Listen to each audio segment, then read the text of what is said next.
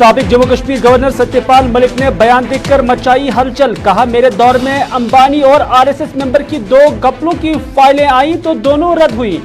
कहा, रोशनी स्कीम के तहत हासिल कई एकड़ जमीन फारूक अब्दुल्ला और महबूबा मुफ्ती से निकलवाए। स्कीम को लेकर भी मामला सीबीआई को थमाया।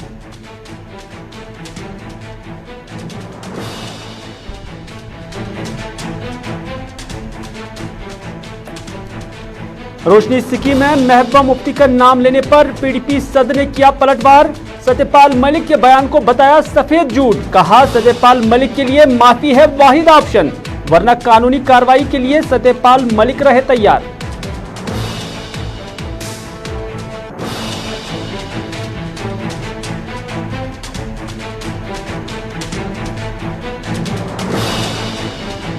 कांग्रेस लीडर गुलाम नबी आजाद ने जम्मू कश्मीर में सरकार की कारकर्दगी पर उठाए सवाल। कहा, तामीर और तरक्की का जम्मू कश्मीर में नामो निशान नहीं। गरीबी, बेरोजगारी और महंगाई का ग्राफ आसमान पर है। ब्यूरोक्रेसी का काम फाइलें देखना है। रियासत की बहबूदी, रियासत की बहाली और इलेक्शन कराने में है मुजम्मिल।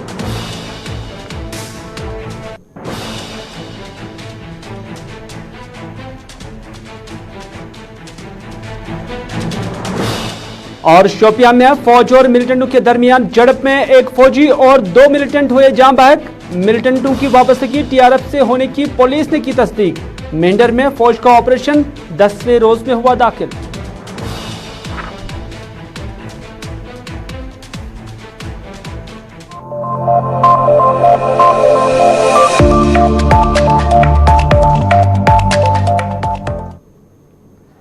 बिस्मिल्लाहिर्रहमानिर्रहीम, अस्सलाम वालेकुम। आप सबका खैर मकदम है। आप देख रहे हैं प्रोग्राम स्पेशल रिपोर्ट। मैं हूं आपका मेजबान मीर हिलाल हांजुरी, आपकी खिदमत में हाजिर। नाज़रीन, स्पेशल रिपोर्ट में बहुत ही अहम खबरें आया चाहती हैं। एनकाउंटर के हवाले से भी आपको बताएंगे और पेट्रोल और उसके साथ साथ जो जहाज में तेल इस्तेमाल होता है उसमें क्या फ़र्क है और क्या वजह है कि जहाज का तेल पेट्रोल से सस्ता है, इस पर भी बात करेंगे। लेकिन सबसे पहले बात करेंगे जम्मू कश्मीर के साबिक गवर्नर या मेघालय के मौजूदा गवर्नर सत्यपाल मलिक के उस बयान की जो उन्होंने जम्मू कश्मीर से मुतल्लिक दिया है। सत्यपाल मलिक का जो बयान आया उसके बाद जम्मू कश्मीर के अंदर भी सियासत तेज हो गई है, क्योंकि सत्यपाल मलिक ने इस बयान का ये हिस्सा जो हम आप तक पहुंचा रहे हैं ये रोशनी एक्ट के हवाले से किया। उन्होंने कहा कि जम्मू कश्मीर में रोशनी एक्ट के तहत कई एकड़ के प्लाट फारूक अब्दुल्ला, उमर अब्दुल्ला और महबूबा मुफ्ती को मिल गए थे। लोगों की शिकायत के बाद मैंने पता भी किया और मुझे कहा गया हाँ ऐसा ही है।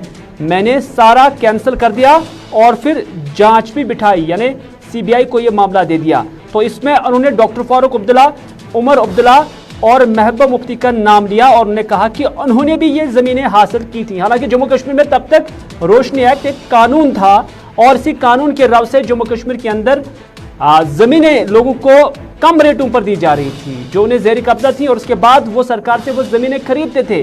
और ये प्लान जो है ये डॉक्टर फारूक अब्दुल्ला की गवर्नमेंट में जम्मू कश्मीर में मुतारिफ किया गया था, जिसमें मकसद यही बताया गया था कि इन ज़मीनों से जो खालिसा सरकार है या ज़मीन सरकार की जो है उससे जो पैसा हासिल होगा उससे बिजली प्रोजेक्टों की अमलावरी पर इस्तेमाल किया जाएगा। लेकिन सत्यपाल मलिक का मानना है कि ना पैसा कहीं नजर आया और ना ही फिर बिजली बनी है और ना ही बिजली स्टेशन।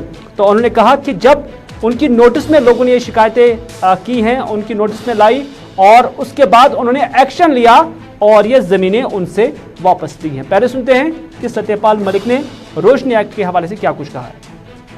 कश्मीर में जो इतनी करप्ट स्टेट है कि आप अंदाज ही नहीं लगा सकते हो। सारे देश में कमीशन 5-4% मांगा जाता है, कश्मीर में 15% मांगा जाता है। उस स्टेट में दहशत हो गई और मेरे रहते कोई करप्शन का बड़ा काम नहीं हुआ। आते आते मैंने वहां एक, आप देखते होंगे आजकल प्रेस में और टीवी में, उसको रोशनी एक्ट कहते थे। फारूक अब्दुल्ला वो एक्ट लाए थे कि ये सरकारी जमीनें हैं, इनको हम ठीक ठाक दाम पे दे देंगे और इससे जो रुपया मिलेगा उससे बिजली की हालत सुधारेंगे। बिजली की हालत तो सुधरी नहीं। कई एकड़ का प्लॉट फारूक अब्दुल्ला को मिल गया, उनके बेटे को मिल गया, महबूबा को मिल गया। मुझे लोगों ने जब शिकायत की, मैंने पता करा तो उन्होंने कहा जी बिल्कुल ऐसे ही है। मैंने वो सारा कैंसिल कर दिया और उसकी जांच बिठा दी। अब वो वहां जांच भी सरकारी संस्थाएं करती हैं, वो भी डरते हैं कि कल कोई आ जाएंगे। तो वहां बहुत अच्छी एक लेडी जज चली गई थी, तो मैं उन लोगों को कहा कि तुम जज साहब के पास चले जाओ। तो वो हाई कोर्ट में चले गए और मिसेज मित्तल करके, मिसेज उनकी शादी नहीं हुई थी, उनकी मित्तल थी, उन्होंने ये पूरा मामला सीबीआई को पकड़ा दिया। अब सब नेताओं के बंगले कैंसिल हो गए हैं, सबकी जमीनें कैंसिल हो गई हैं। और मैंने चीफ उसको अपने कमिश्नर को कहा जम्मू के कि जम्मू के आसपास जितनी सरकारी जमीनें हैं उसका सर्वे करो। उसने मुझे बताया साहब ये तो बहुत जमीन पड़ी है खाली, लेकिन ये तो आपके हटते ही कब्जा कर लेंगे लोग इस पे। मैं क्यों?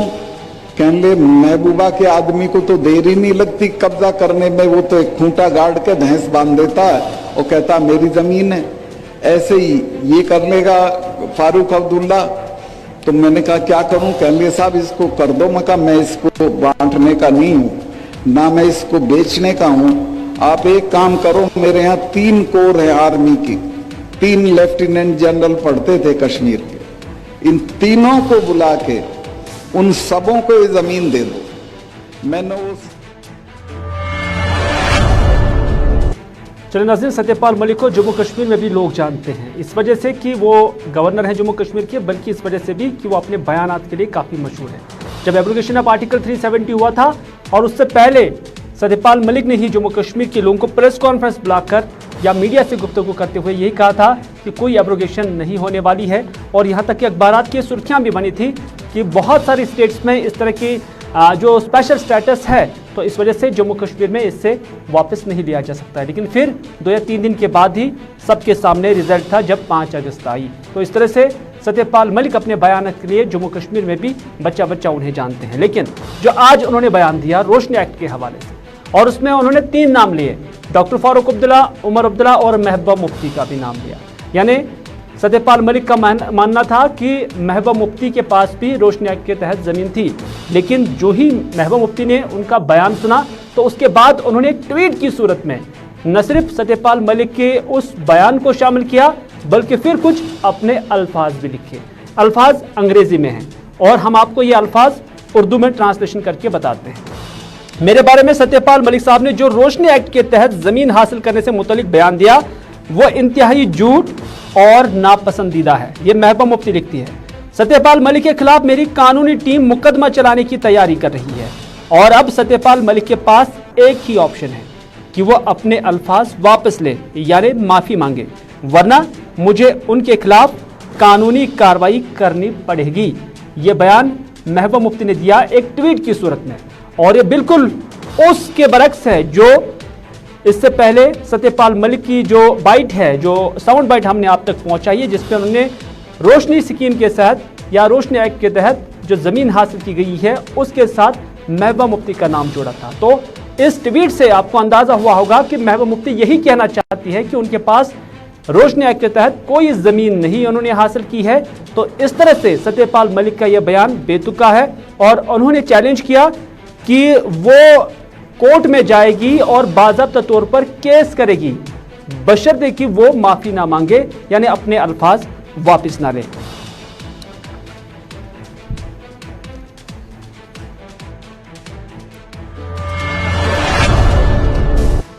अपने इस बयान में सत्यपाल मलिक सिर्फ यहां पर नहीं रुके, बल्कि उन्होंने और भी कहा है। उन्होंने कहा कि जम्मू कश्मीर में जब वो गवर्नर थे तो उनके पास 2 फाइलें आई और उन 2 फाइलों में उन्होंने कहा कि घपला था, और ये 2 फाइलें एक अनिल अंबानी की थी और दूसरा उनका मानना है कि वो आरएसएस के किसी मेंबर ऑफिसर और साथ ही साथ उन्होंने पीडीपी के किसी मिनिस्टर का भी जिक्र किया। हालांकि नाम नहीं लिया, लेकिन इतना जरूर बताया दिया कि ये वही लोग उसमें इन्वॉल्व थे। लेकिन जब मुझे, यानी सत्यपाल मलिक कहते हैं कि जब मुझे सेक्रेटरी ने बताया कि इसमें घपला है, तब मैंने दोनों फाइलें कैंसिल कर दी, यानी मैंने उनको अप्रूव नहीं किया बल्कि कैंसिल कर दी। और उनका मानना था कि सेक्रेटरी ने उन्हें बताया कि अगर वो इन फाइलों को अप्रूव करेंगे यानी रद्द नहीं करेंगे तो उन्हें हर फाइल के लिए कम से कम 150 करोड़ रुपए भी मिल सकते हैं। लेकिन उन्होंने वज़ीर-ए-आज़म के साथ मुलाकात की और फिर वज़ीर-ए-आज़म का शुक्रिया अदा किया कि उन्होंने उन्हें बोला कि करप्शन के लिए कोई कॉम्प्रोमाइज़ नहीं होना चाहिए। सत्यपाल मलिक मजीद क्या कहते हैं, आइए आप तक पहुंचाते हैं। कश्मीर में जाने के फौरन बाद 2 फाइलें मेरे सामने आई। एक में तो अंबानी इन्वॉल्व थे और एक में संघ के एक बड़े अफसर हैं वो थे, एक पुराने महबूबा की मिनिस्ट्री के मिनिस्टर थे और जो अपने को प्रधानमंत्री जी के बहुत नज़दीक बताते थे। मुझे सेक्रेटरीज ने दोनों डिपार्टमेंट के बताया साहब इसमें घपला है। मैंने दोनों डील कैंसिल कर दिए। सेक्रेटरीज ने मुझे ये भी बताया कि साहब इसमें 150 करोड़ रुपए आपको मिल सकता है। मैंने कहा मैं तो 5 कुर्ते पजामे लेके आया हूँ, ऐसे ही चला जाऊंगा। लेकिन एहतियातन मैंने प्रधानमंत्री जी से वक्त लिया और उनसे मिलने गया और उनको मैंने कहा कि साहब ये फाइल है, ये इसमें घपला है, ये लोग इसमें इन्वॉल्व हैं, ये आपका नाम लेते हैं, आप मुझे बताएं क्या करना है। अगर इसे कैंसिल नहीं करना है तो मैं छोड़ देता हूं, किसी दूसरे को लगा दीजिए मेरी जगह, लेकिन मैं रहूंगा तो इसको होने नहीं दूंगा। मैं इस बात की तारीफ करूंगा प्रधानमंत्री कि उन्होंने कहा कि नहीं सतपाल, करप्शन पे कोई कॉम्प्रोमाइज़ नहीं की ज़रूरत है। मैंने वो किया और कश्मीर में जो इतनी करप्ट स्टेट है कि आप अंदाज ही नहीं लगा सकते हो। सारे देश में कमीशन 5-4% मांगा जाता है, कश्मीर में 15%। तो नाज़रीन, आपने देखा कि सत्यपाल मलिक का मानना था कि जम्मू कश्मीर में मुल्क के अंदर सबसे ज़्यादा करप्शन हो रहा है और इस तरह से उन्होंने जम्मू कश्मीर का नाम नेशनल लेवल पर दिखाया कि कितना यहाँ पर करप्शन हो रहा है और यहाँ परसेंटेज क्या है किसी भी फाइल को अप्रूव करने के हवाले से। अगली खबर में बात करते हैं गुलाम नबी आज़ाद के दौरे जम्मू कश्मीर के हवाले से। गुलाम नबी आज़ाद जम्मू कश्मीर के दौरे पर हैं और आज श्रीनगर के अंदर मौजूद हैं और उनका मानना है कि इस दौरे के दौरान लगभग 4 दिन उन्होंने यहाँ पर बिताए और इन 4 दिनों के दौरान उनका मानना है कि 70 के करीब डेलीगेशन से उनकी मुलाकात हुई है और उसके बाद गुलाम नबी आज़ाद ने ज़्यादा कोई बड़ा पॉलिटिकल स्टेटमेंट यहाँ से जारी नहीं किया, बल्कि जम्मू कश्मीर की तामीर तरक्की के हवाले से ही बात की और तवक्कात थे कि जम्मू कश्मीर को लेकर गुलाम नबी आज़ाद कोई बड़ा बयान देंगे, लेकिन ऐसा कुछ भी दिखाई नहीं दिया। गुलाम नबी आज़ाद जो जम्मू कश्मीर के दौरे पर हैं ने कहा कि जम्मू कश्मीर में तामीर और तरक्की का नामो निशानी नहीं है। यहाँ गरीबी, बेरोजगारी और महंगाई कई गुना बढ़ गई है। डीजल, पेट्रोल और गैस की कीमतें आसमान को छू रही हैं।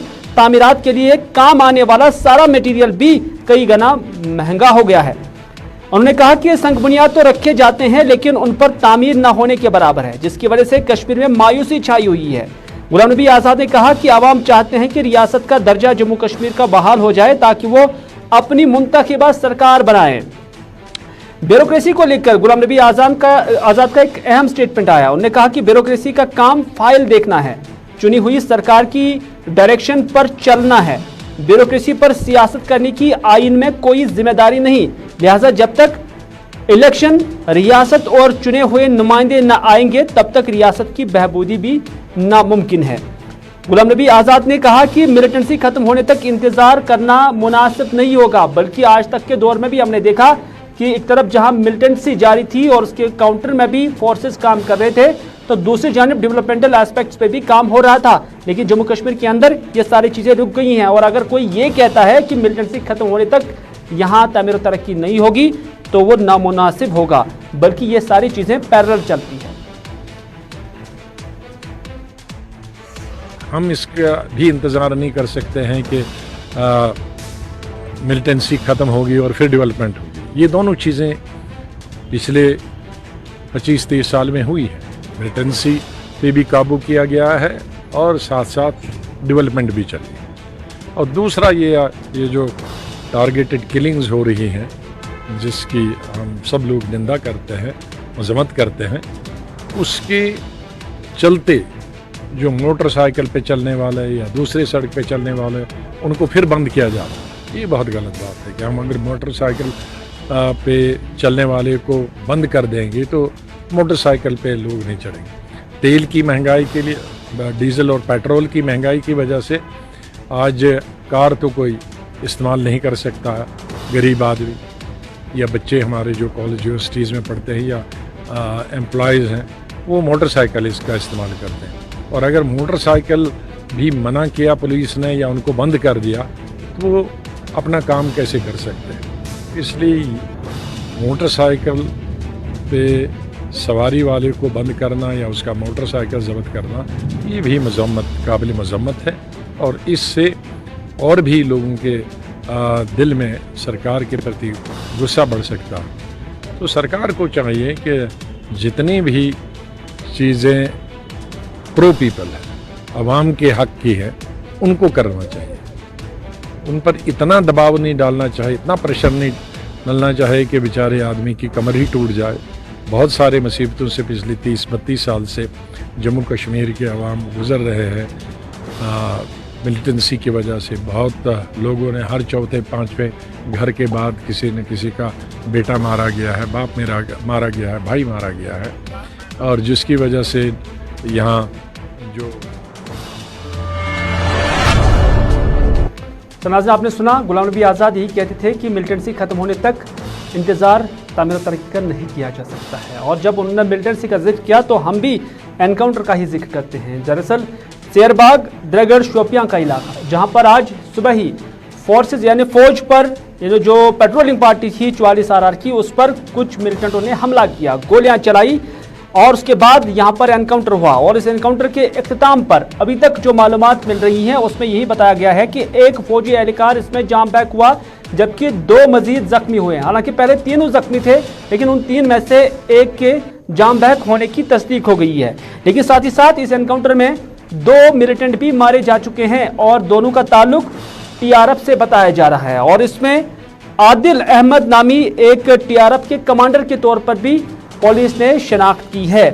और फिल वक्त जो है न सिर्फ यहाँ पर बताया जा रहा है कि एनकाउंटर खत्म हुआ, बल्कि साथ ही साथ जब हम पुंछ का भी जिक्र करते हैं, मेंढर का भी जिक्र करते हैं, तो वहां पर एनकाउंटर 10वें दिन में अब दाखिल हो चुका है। और जहां कल से ये खबरें वहां पर गश्त कर रही थी सोशल मीडिया से लेकर दीगर प्लेटफॉर्मों पर कि पुंछ के अंदर फौज कुछ बड़ा करने वाली है। और यही वजह है कि जो वहां मकामी आबादी है उन्हें कहा गया है कि वो घरों के अंदर ही रहे, जंगलों की तरफ ना रुख करे। इन दोनों खबरों को लेकर यानी शोपियां को लेकर इस वक्त हमारे साथ है शाहिर शाद और जमशीद मलिक पुंछ मेंढर से इस वक्त हमारे साथ बराह रास्त मौजूद है। पहले शोपियां से इरशाद आपसे जानना चाहूंगा, क्या कुछ तफसीलात है इस एनकाउंटर के हवाले से? क्या एनकाउंटर खत्म हो चुका है और क्या दोनों मिलिटेंटों की शराकत हुई है? उनका ताल्लुक किस तंजीम से है? क्योंकि खबरें आ रही हैं कि उनका ताल्लुक TRF से है। बिल्कुल हिलाल, मैं आपको बता दूं, अगर हम बात करें इस इनकाउंटर के साथ, तो यहाँ पे तकरीबन 10 बजे फौज को इत्तला मिली है कि द्रगड़ के बगीचों में कुछ मिलिटेंट छुपे हैं। मैं आपको बता दूं, जो ही फोर्सेस ने इन बगीचों का मुहासरा करके ये जानने की कोशिश की कि आखिर मिलिटेंट छुपे कहाँ है, तो मिलिटेंट के ऊपर जो है हाथ गोला फेंक कर जो है उनके 3 जवान को जो है घायल कर दिया, जिनमें से एक जवान जो वहीं पे जो है वो जाँ बाक हुए। बाद में फौज ने यहाँ पे मोर्चा कस लिया और वहाँ पे जो है जवाबी कार्रवाई करते हुए उनके जो 2 मिलिटेंट उनको जो है जाँ बाक कर लिया। और मैं आपको बता दूं कि ये एनकाउंटर जो अभी खत्म हो चुका है। कुल मिला के बात यह है कि इसमें जो है 2 मिलिटेंट और 2 फौजी एहलकार, एक फौजी एहलकार जो है वो जाँ बाक हुआ है।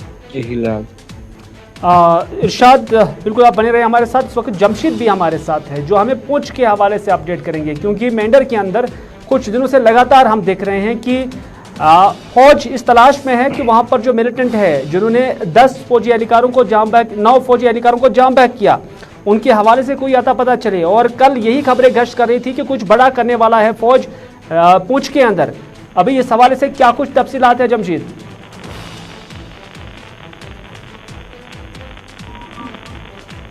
हम फिर से राब्ता कायम करने की कोशिश करेंगे जमशीद के साथ, क्योंकि पुंछ के अंदर कल से ही ये खबरें गश्त कर रही थी जब वहां पर मस्जिदों के अंदर ये ऐलानात हुए, पुलिस की जानब से ये कराए गए ये ऐलानात कि जो लोग वहां के हैं वो अपने मवेशियों को घरों के अंदर ही रखें, बाहर जंगलों की तरफ ना उन्हें लिया जाए। और साथ ही साथ लोगों से भी कहा गया था कि वो घरों के अंदर ही रहे।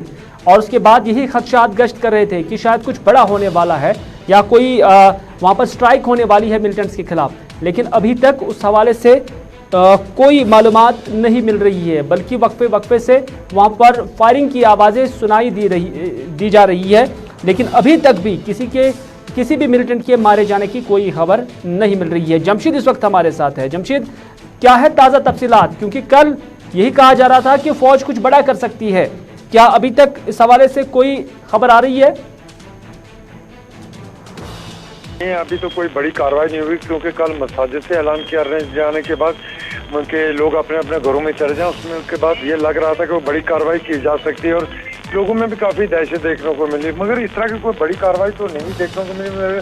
मगर आज सुबह एक बार फिर गोलियों का आवाज़ें सुनाई दी, मगर इस वक्त फिर हालात मामूल के मुताबिक जैसे पिछले 10 दिनों से चलते आ रहे हैं, फायरिंग होती है और खामोशी हो जाती है। इस वक्त भी हालात बिल्कुल वैसे ही नजर आ रहे हैं।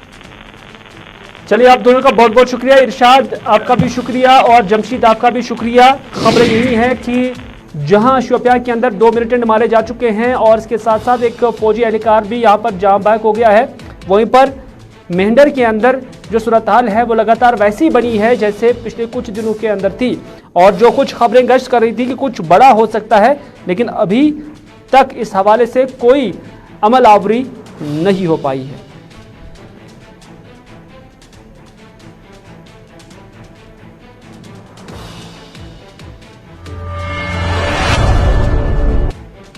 नाज़रीन, दिल्ली हो या जम्मू कश्मीर, तकरीबन जो पेट्रोल यहाँ पर बेचा जा रहा है, जो मुख्तलिफ पेट्रोल पंप्स पर दस्तयाब है, वो तकरीबन 105 रुपये के हिसाब से मिल रहा है।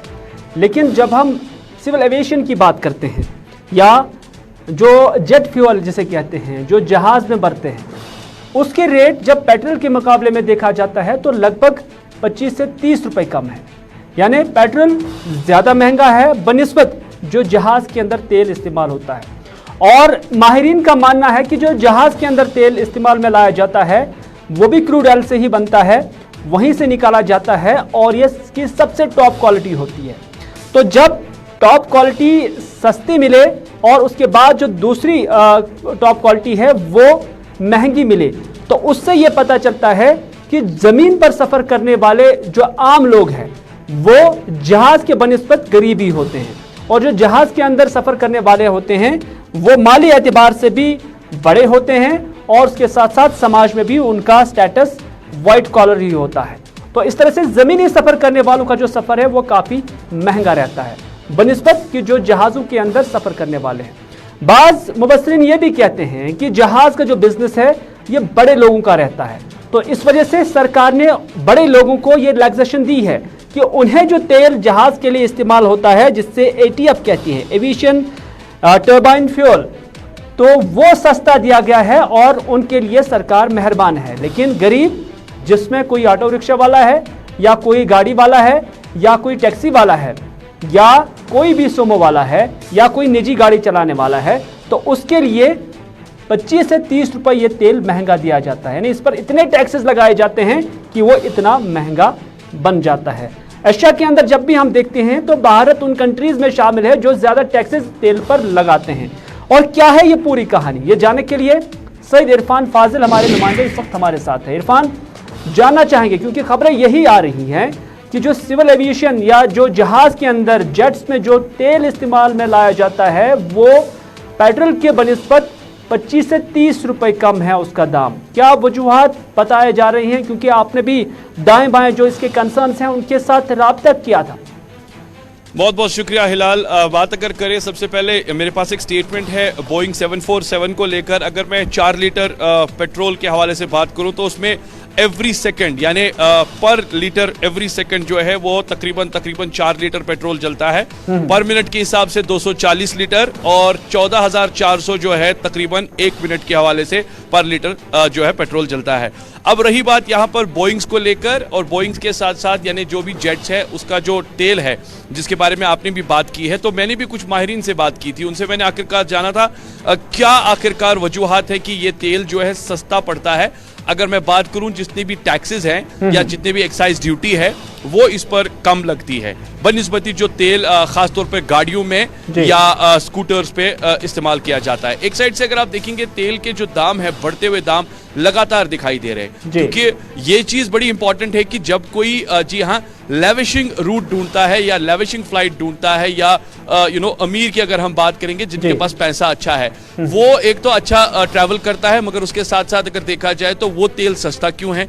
एक गरीब इंसान जो कि गाड़ी चलाता है, टू व्हीलर चलाता है, उसको तकरीबन वही पर लीटर जो है 100 रुपए से ज्यादा मार्केट में मिलता है। अब अगर हम ग्राउंड की बात करें, जो ये जिसकी आपने बात की है टर्बाइन फ्यूल को लेकर, यही पर लीटर जो है एयरलाइंस को लेकर 60 रुपए तक पहुंच जाता है। ये हमारी स्पेशल रिपोर्ट है जो हमने आज पता किया है, जबकि कोविड के दरमियान भी आप श्रीनगर की बात करते हैं, श्रीनगर के हवाई अड्डे पर ये तेल 60 रुपए के आसपास ही पहुंच जाता है। तो उस हिसाब से अगर देखा जाए तो इसमें काफी फर्क है, लगभग 35 रुपए से ज्यादा का फर्क है, 45 रुपए का फर्क है। एब्सोल्युटली। और दूसरी जानिब ये भी आप देखिए, जो तेल फ्लाइट्स के लिए इस्तेमाल होता है वो 100% प्यूरिफाइड होता है, कंप्लीटली फाइन क्वालिटी का होता है, बनिस्बती वो फ्यूल जो कि आप गाड़ियों के लिए इस्तेमाल करते हैं, टू व्हीलर्स के लिए इस्तेमाल करते हैं, वो इतना रिफाइंड नहीं होता है। और ये भी एक बड़ी इंपॉर्टेंट बात है कि इस तेल में अब आए रोज बढ़ते हुए दाम दिखाई दे रहे हैं। तो कह सकते हैं एक बहुत बड़ा हैमर है। कहीं ना कहीं जो मुबस्सिरीन यही कहते हैं। फिलहाल आपका बहुत बहुत शुक्रिया कि आपने पूरी तफसीलात दी। Thank you. कि जो बड़े लोग हैं जिनका बड़ा कारोबार रहता है, यानी जहाज का कारोबार, एविएशन का कारोबार जो लोग करते हैं, वो बड़े लोगों में ही शुमार होते हैं बनिस्बत जो कोई छोटी गाड़ी चलाता है, कोई ऑटो रिक्शा चलाता है। तो इस हवाले से जो उन्हें तेल फराहम किया जाता है वो सस्ता दिया जाता है, यानी एयरफेयर सस्ता किया जाता है, और जो ज़मीनी सफ़र है उसे महंगा किया जाता है। दूसरी बात यह भी है कि ज़मीनी सफ़र करने वालों का जो कंजप्शन है तेल का वो भी ज़्यादा रहता है। तो इस वजह से सरकार आम लोगों को, गरीबों को ज़्यादा टैक्सेस लगाकर उनसे पैसा वसूलती हैं, और उन लोगों से, मजदूरों से जो योमिया 300, 500, 700 के आसपास ही कमा लेते हैं, बल्कि जो बड़ी बड़ी कंपनियां हैं उन्हें टैक्सेस में रिलैक्सेशन दी जाती है। और यही वजह है कि जो सबसे रिफाइंड तेल है क्रूड ऑयल से जो निकाला जाता है वो जहाज में इस्तेमाल होता है। और ये हैरानगी की बात है कि जहाज का तेल सस्ता है बनिस्बत की जो गाड़ी में तेल इस्तेमाल होता है, चाहे वो डीजल हो या पेट्रोल हो।